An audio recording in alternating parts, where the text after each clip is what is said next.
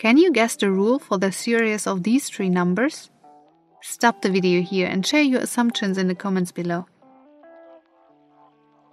To prove your theory, keep watching and I will reveal the answer at the end of this video.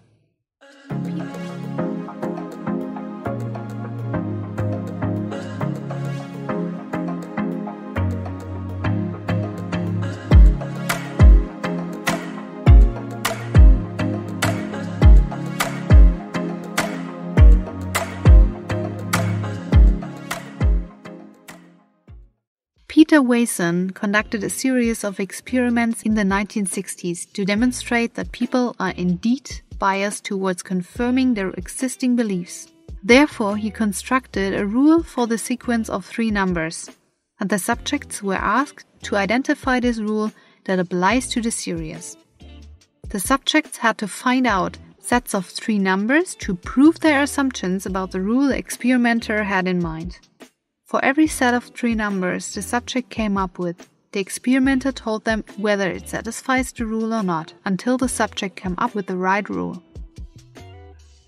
Most subjects in the experiment behave in the same manner. First of all, they formed a hypothesis about the rule, a sequence of even numbers. Then they tested their rule by proposing another sequence of even numbers. They tried 4, 8, 10, 6, 8, 12, 20, 22, 24. The feedback was positive. Then the subject proposed a few more sequences to strengthen their hypothesis. Then the subject stopped since they thought they have already discovered the rule. So the experimenter revealed them that the rule they proposed was wrong. Almost all subjects formed this or a similar hypothesis and tried number sequences that only proved their hypothesis. Very few actually tried to make up a number sequence that might disprove their hypothesis. The subjects did not ask questions to falsify their hypothesis. But why do we stick to our rule? Frankly, it's just another typical strategy to avoid cognitive dissonance, which we explored in a few videos before. Cognitive dissonance describes when we avoid having conflicting attitudes and behaviors because it makes us feel uncomfortable. Generally, people indeed find this difficult to do what doesn't fit their own rules because they don't want to face the possibility that their beliefs could be wrong. Widen's rule discovery test proves that most people do not try at all to test a hypothesis critically, but rather to confirm them.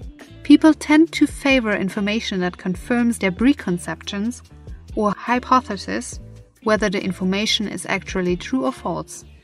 Therefore, confirmation bias is also known as selective collection of evidence.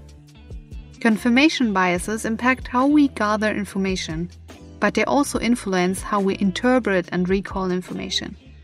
For example, people who support or oppose a particular issue will not only seek information to support it, but they will also interpret news stories in a way that upholds their existing ideas. They will also remember details in a way that reinforces these attitudes.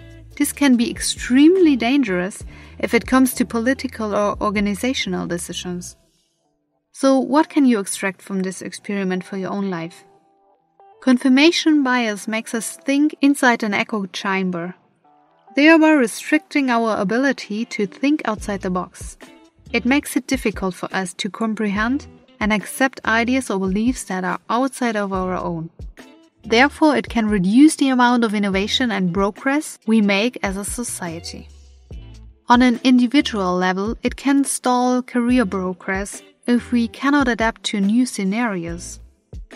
By challenging our existing thoughts and beliefs, we are able to progress, grow our knowledge, and become more rounded individuals. On a higher level, confirmation bias can contribute to overconfidence in personal beliefs rather than facts, especially in organizational, military, or political decisions. This might lead to disastrous decisions and results. So, regardless of what type of decision you might face, take your personal beliefs, thoughts, and your tendency into consideration. And ask yourself, how can I prove my thoughts? Might someone else help me to dive into another perspective?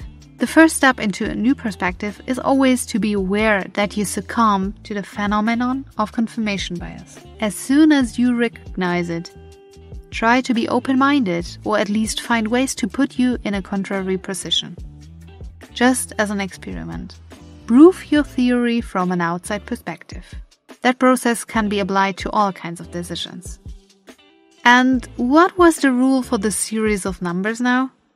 The rule was simply increasing numbers. If you want to learn more about cognitive dissonance and how the two brain parts correlate, click on this video. Thanks for watching. Please consider subscribing if you haven't yet. Click the bell to get informed about new videos, and I hope to see you in the next video.